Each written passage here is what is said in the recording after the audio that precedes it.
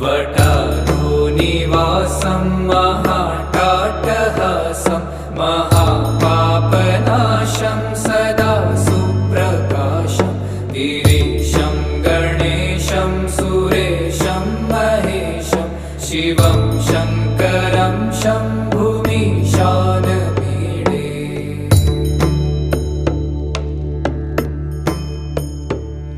गिरीन्द्रात्मजा संगृहीतार्धदेहं गिरौ संस्थितं सर्वदा